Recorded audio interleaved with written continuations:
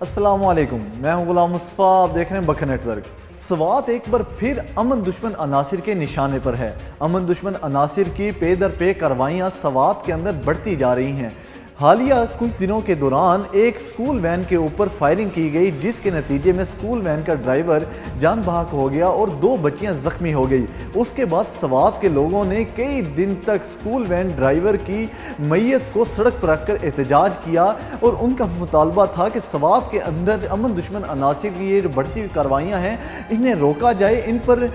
सख्त कार्रवाई की जाए, इन्हें तलाश किया जाए, क्योंकि स्वात 2010 के बाद बड़ी मुश्किल से अमन का गहवारा बना था, जहाँ पर लोगों का आना जाना बढ़ गया था, सेहत को फ़रोग मिला था।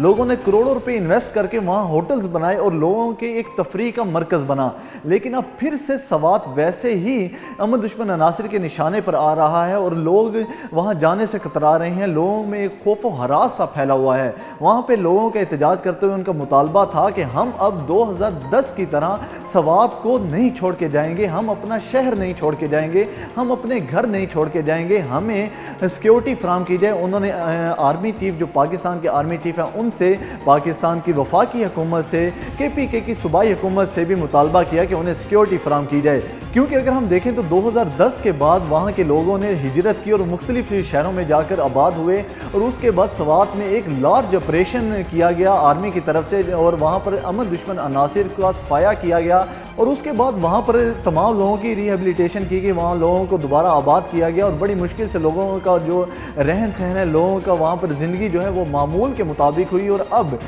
10-12 साल उनका ऐसे क्राइसिस से गुजरने के बाद जब 3-4 साल उन्हें अमन के नसीब हुए, तो उसके बाद अब दोबारा से वैसी ही सूरत हाल बनना एक सवालिया निशान है और लोग भी इससे खासे परेशान हैं। उनका कहना है कि पिछले 4 साल में उनके स्वात के अंदर सियाहत को फ़रोग मिला, उनके कारोबार को फ़रोग मिला, जिस पर उन्होंने करोड़ों रुपए की वहाँ इन्वेस्टमेंट्स की। और अब जबकि इम्पोर्टेड हुकूमत आने के बाद एक तो महंगाई की वजह से वहाँ पर बुरा हाल हो चुका है, सियाहों का आना बंद हो चुका है, लोगों ने वहाँ का रुख करना बंद कर दिया है। और दूसरी तरफ जो अमन दुश्मन अनासिर की ये कार्रवाइयाँ हैं वो जब बढ़ती जा रही हैं तो लोगों का खौफ व हरास की वजह से इस इलाके का रुख करना फिर से छोड़ देंगे और यहाँ के जो मकामी लोग हैं उनका जो ज़रिया माश है, जो कि एक वाहिद सबसे बड़ा ज़रिया माश सियाहत ही है, वो भी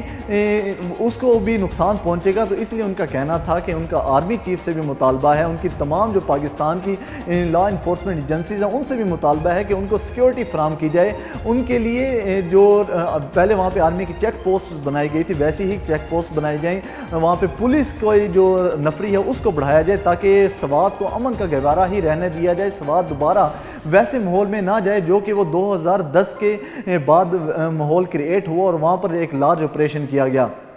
तो ये स्वात के लोगों का बहुत बड़ा मुतालबा है। अब देखना यह है कि हमारी वफाकी हुकूमत, हमारी आर्मी, लॉ इन्फोर्समेंट एजेंसी इस पर क्या एक्शन लेती हैं और क्या स्वात को इस अमन दुश्मन अनासिर के हत्थे चढ़ने से बचाया जाता है या फिर उस पर वैसे ही